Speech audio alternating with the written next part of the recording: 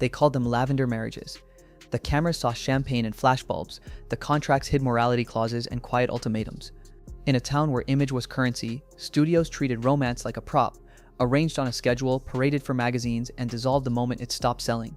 Agents drew up solutions, publicists rehearsed alibis, and careers were balanced against one simple question: would the audience still buy the poster if they knew the person behind it? This wasn't about fairy tales, it was logistics. If a rumor flickered, the fixers moved. A surprise engagement here, a whirlwind wedding there, and if needed, a carefully timed, amicable split. Some couples carved out genuine companionship inside that machinery and learned to live by their own definitions. Others paid a price that never made the headlines: isolation, double lives, and years spent playing roles they never auditioned for. Behind every glossy photo was a ledger. Reputation on one side, profit on the other. The studios protected both with ironclad clauses that police behavior offset as strictly as scripts on set. If you strayed from the image, the message was simple: conform, or we'll replace you with someone who will. For the biggest stars on earth, privacy wasn't a right, it was a negotiation. Yet even inside these arrangements, real feelings leaked through the seams. Friendships deepened into loyalty. Secret households formed. Some couples found a fragile peace, others shattered under the strain. And when the veneer cracked, the truth didn't whisper, it thundered. So let's open the file the studios kept locked. Not to sneer, but to understand the system that choreographed intimacy and sold it to the world.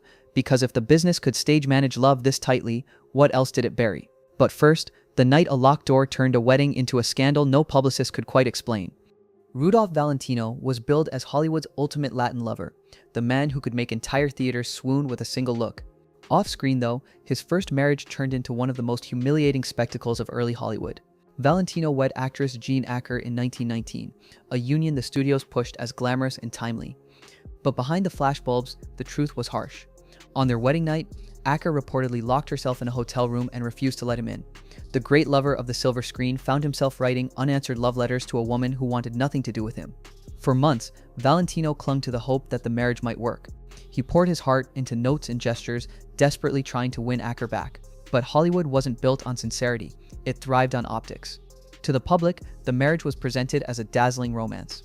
To insiders, it was an awkward arrangement already falling apart before it had even begun. His humiliation wasn't just private, it was whispered across the industry, threatening to dent his carefully crafted image. Things only got worse when his film roles began to challenge the rigid ideals of masculinity of the time. Instead of the rugged, stoic characters audiences expected, Valentino dared to take on parts that highlighted sensitivity and elegance.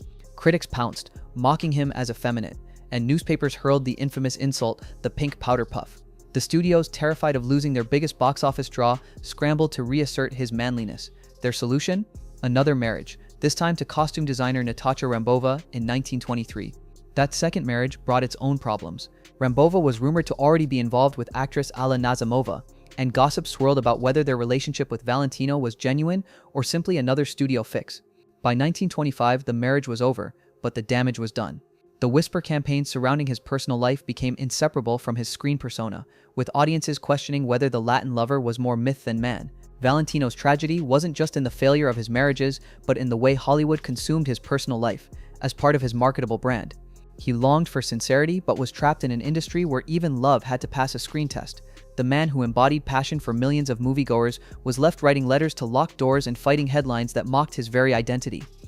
By the 1950s, the Hollywood machine had only grown sharper, more ruthless, and infinitely more paranoid. Studios no longer just shaped a star's image, they enforced it with morality clauses that dictated behavior both on and off the set.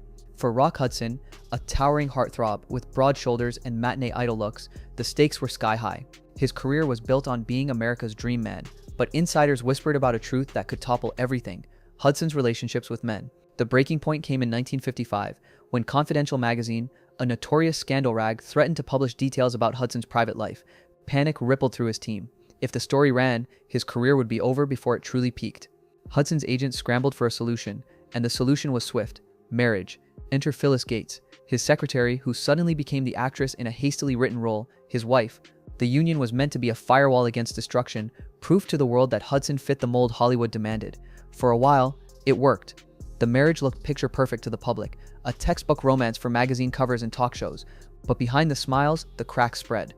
Gates reportedly confronted Hudson about his orientation, hiring a private investigator who allegedly recorded their conversations. The very thing meant to protect him now became a cage, one where every interaction felt staged, every kiss questioned. The man who could make millions swoon on screen struggled to maintain even a semblance of intimacy at home. After 3 years, the charade collapsed. The couple separated, and though the studio system tried to paper over the split, the rumors only grew louder. Hudson managed to keep working, his stardom intact, but the cost was constant fear. Every handshake, every friendship, every night out carried the risk of exposure. The studio had won the short-term battle, keeping their star marketable, but the long-term damage was carved into Hudson's life. Decades later, when illness forced the truth into daylight, Hudson became one of the first major Hollywood icons to be associated with the AIDS crisis. For many fans, it was a shocking revelation. For insiders, it was the secret they had guarded for years. His story revealed the cruelty of a system that demanded lies in exchange for stardom and showed how contracts, no matter how carefully crafted, couldn't protect a man from reality. Hollywood had scripted his marriage, but it couldn't rewrite his truth. If Rock Hudson's marriage was a desperate scramble, Barbara Stanwyck and Robert Taylor's pairing was a carefully choreographed ballet. MGM saw two of its brightest stars, both attractive, both successful, and both fueling rumors about their private lives. The fixers decided it was time for an elegant solution. After a magazine article pointed out Hollywood's unmarried couples, with Taylor and Stanwyck prominently listed, the studio went into overdrive. Within months, an orchestrated wedding was on the calendar, complete with photographs that painted them as Hollywood's most enviable couple. From the outside, it looked like perfection. She was the sharp, independent actress admired for her grit. He was the handsome leading man, whose charm seemed effortless. Together, they embodied the golden couple every studio wanted on its payroll. But behind the curated smiles, insiders whispered about a different arrangement. According to biographers, the pair lived more as companions than lovers, with separate beds and a relationship that functioned more like a contract than a romance. Even their wedding night reportedly ended not with fireworks, but with Taylor returning to his mother's house. For years, the illusion held steady. Public appearances, magazine spreads, and studio publicity campaigns all kept the marriage gleaming. Stanwyck and Taylor played their parts with poise, never slipping publicly, never letting the cracks show. Yet their private lives told a more complicated story. Taylor was linked to high-profile affairs with Ava Gardner and Eleanor Parker, while Stanwyck, according to persistent rumors, maintained her own separate world. Their union was less a marriage of passion than a business partnership designed to silence speculation. The facade finally fractured in 1950, when Taylor's career took him abroad. Filming in Rome, he openly pursued a relationship with Italian starlet Lea DeLeo. The affair wasn't whispered, it was visible, undeniable, and humiliating for Stanwyck. When she flew to Rome to confront him, Taylor didn't deny it. Instead, he accepted her demand for a divorce with startling ease, as though the arrangement had simply run its course. What had begun as a meticulously crafted Hollywood fairy tale ended with a blunt acknowledgement. The contract no longer served its purpose. In February 1951, their divorce was finalized, closing the chapter on one of Hollywood's most enduring perfect couples. To the studios, it was just another pivot, another storyline to manage. To Stanwyck and Taylor, it was the quiet end of a long charade. Their marriage, once hailed as a symbol of glamour, had been little more than a performance proof of how far the industry would go to control the narrative of love. Not every lavender marriage ended in humiliation or explosive collapse. Some, against all odds, found a strange sort of rhythm, part companionship, part practicality, and part survival. These partnerships didn't resemble the fairy tales splashed across magazines, but they lasted far longer than many of Hollywood's so-called real romances. Take Danny Kaye and Sylvia Fine. Their marriage began in 1940 after meeting on a Broadway revue, and though their relationship faced turbulence, including a separation in the late 1940s, they managed to reunite and stay together until Kaye's death in 19... Rumors about Kaye's orientation and affairs with men swirled for decades, but Sylvia was more than just a wife. She was his creative collaborator, writing songs, managing his career, and anchoring his chaotic energy. Their marriage may not have fit conventional molds, but it functioned. Unlike many Hollywood couples, they found a way to turn an arrangement into an enduring alliance. Janet Gaynor and costume designer Adrienne had a similar story. Married in 1939, they built a glamorous yet unconventional household. Adrienne was openly gay within Hollywood's inner circles, while Gaynor was linked to other women, including actress Margaret Lindsay. But their marriage gave both partners security in a world where exposure could mean career suicide. They traveled the world, raised a son, and spent decades hosting social gatherings where insiders quietly understood the dynamics. Their bond might not have been built on romance, but it offered stability in a business that devoured stability whole. Then there were Cary Grant and Randolph Scott, Hollywood's most famous roommates. From the early 1930s, the two lived together for over a decade, sharing a home that fan magazines coyly photographed as the bachelor pad of two eligible men. The studio PR teams insisted they were just pals saving on rent. But behind closed doors, friends like fashion critic Mr. Blackwell described their relationship as deeply affectionate, a genuine domestic partnership that lasted longer than most of Grant's official marriages. While Hollywood tried to spin it as a quirky coincidence, the photographs told a different story. Two men relaxed, laughing, and undeniably comfortable in a life they built together. What made these partnerships stand out was their durability. Unlike the fragile contracts that fell apart within months, these unions stretched across years, sometimes decades, adapting to the pressures of careers and the weight of secrecy. They weren't passionate romances in the traditional sense, but they became proof that lavender marriages weren't always hollow. For some, the arrangement gave them a partner who understood the rules of the game and was willing to play it with them. Anthony Perkins was one of Hollywood's most gifted actors, best remembered for his haunting role in Psycho. But behind the talent was a man at war with himself. From a young age, Perkins struggled with his orientation, reportedly seeking therapy to cure what society branded unacceptable. In 1973, he married photographer Barry Berenson, and together they built what looked like the perfect family life, raising two sons. Yet rumors of his relationships with men never disappeared, and those who knew him privately believed he never stopped living a divided existence. His story turned tragic when he died of AIDS-related illness in 1992, after hiding his diagnosis for years, even from close friends. It was a secret he thought necessary to protect his career and his family, but it ultimately consumed him. Tab Hunter, by contrast, managed to take back control of his story. Discovered at just 17, he became the poster boy for 1950s American wholesomeness, starring in military dramas and romantic comedies that made him the crush of millions of young women. Warner Bros. Publicity departments went to extreme lengths to craft fabricated romances with co-stars like Natalie Wood and Debbie Reynolds. But Hunter lived a double life. He quietly dated fellow actor Anthony Perkins for a time, later building a lasting 35-year partnership with producer Alan Glazer. Unlike Perkins, Hunter eventually stepped out of the shadows, publishing a memoir in 2005 that openly shared his truth. Far from ending his legacy, it earned him admiration. Fans celebrated the honesty that Hollywood had once forbidden. Then there was Tyrone Power, one of the most bankable leading men of the 1930s and 40s. Rumors of his relationships with both men and women persisted throughout his career. Power's marriage to French actress Annabella was one of the few lavender unions that seemed to contain genuine affection. The two connected deeply, but Power's restless desires soon led him elsewhere. He was linked romantically to Judy Garland, whose heartbreak over their alleged affair became part of her emotional unraveling, as well as to men like actor Cesar Romero. By the mid-1940s, the marriage had collapsed, leaving Power free to pursue both men and women, though always under the shadow of Hollywood's expectations. What unites the stories of Perkins, Hunter, and Power is the heavy toll of conformity. Perkins tried to live within the rules, but secrecy eroded his health and happiness. Hunter found a way to resist, carving out authenticity late in life that Hollywood had once denied him. Power straddled both worlds, trying to balance genuine affection with secret liaisons, only to leave behind a legacy of unanswered questions when he died suddenly of a heart attack in 1958. Each path carried consequences, some personal, some public, but all of them were shaped by the same brutal truth. Hollywood valued the illusion more than the individual. These three men revealed a spectrum of outcomes for stars forced into lives that weren't entirely their own. Some found fleeting freedom, others crumbled under secrecy, and a few managed to bend the rules without breaking completely. But the cost of that balancing act was always steep, measured in broken marriages, hidden illnesses, and careers lived in fear of exposure. Cole Porter never really hid who he was among his closest circles, but to the wider world, he and Linda Lee Thomas became one of the most glamorous couples in America. Linda was a wealthy divorcee, sophisticated and worldly, while Porter was already carving out his place as one of the greatest composers of the 20th century. Their 1919 marriage was not built on conventional romance, but on deep affection and mutual understanding.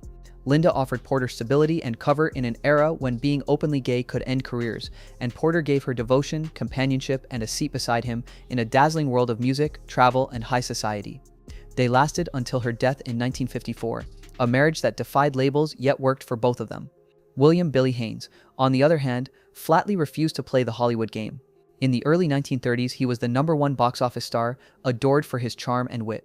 But when studio head Louis B. Mayer discovered Haynes was living openly with his partner Jimmy Shields, he demanded a choice: accept a lavender marriage or lose everything. Haynes didn't flinch. "I already have a marriage," he reportedly said, choosing love over fame. Mayer fired him, ending his film career overnight. Yet what might have seemed like professional ruin became the foundation for a new life.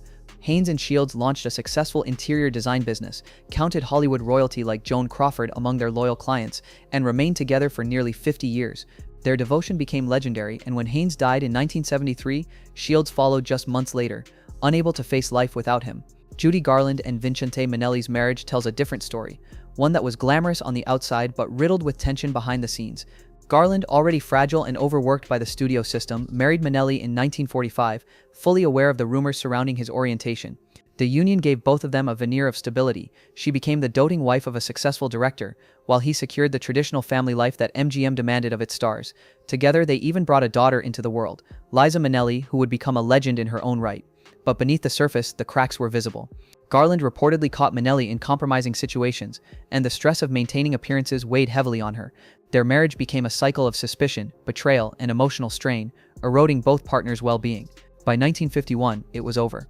Garland was left battling addiction and heartbreak, while Minnelli remained caught between his artistry and the constraints of Hollywood's morality code. What unites these three stories is a shared defiance of Hollywood's stranglehold over personal lives. Porter and Linda created a marriage that was unconventional but rooted in loyalty and affection. Haynes and Shields risked everything and proved love could outlast the machine. Garland and Minnelli, despite their awareness, showed how even a mutual understanding could become poisonous under the pressure of constant surveillance. Together, they remind us that while Hollywood could script the optics, it could never fully control the human heart. Charles Laughton was a powerhouse of the screen, an actor who could mesmerize audiences with his thunderous performances. Yet behind his commanding presence was a man plagued by shame and secrecy. Raised in a strict Catholic household, Laughton struggled deeply with his orientation, often carrying a heavy burden of guilt. When he married actress Elsa Lanchester in 1929, it wasn't a typical Hollywood match arranged purely for optics. Instead, it was the start of an unconventional partnership built on honesty, creativity, and shared eccentricities. Shortly after their wedding, Laughton confessed to Lanchester that he was gay. Instead of recoiling, she accepted the truth almost matter-of-factly. Elsa had grown up in a bohemian household with free-thinking socialist parents and had little interest in conforming to traditional roles. Her openness gave their marriage room to exist outside society's expectations. They weren't pretending to be the fairy tale couple Hollywood might have wanted. They were carving out a definition of marriage that worked for them, even if outsiders never fully understood it. Throughout the 1930s and 1940s, their relationship balanced professional collaboration with personal independence. Laughton pursued discreet relationships with men, while Lanchester found fulfillment in her own artistic endeavors, particularly in the world of theater. Friends recalled that the pair functioned almost like intellectual companions, debating art, politics, and philosophy late into the night. Where others saw scandal, they saw partnership. Their home became a hub for creative minds who didn't always fit into Hollywood's rigid molds. Despite the gossip, their marriage endured for over 3 decades. Elsa was candid later in life about the unusual terms of their union, writing in her memoir that their connection was never about conventional romance, but about loyalty and shared purpose.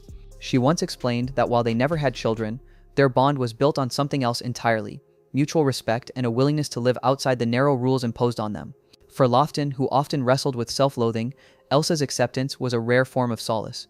When Laughton died in 1962, Elsa was devastated.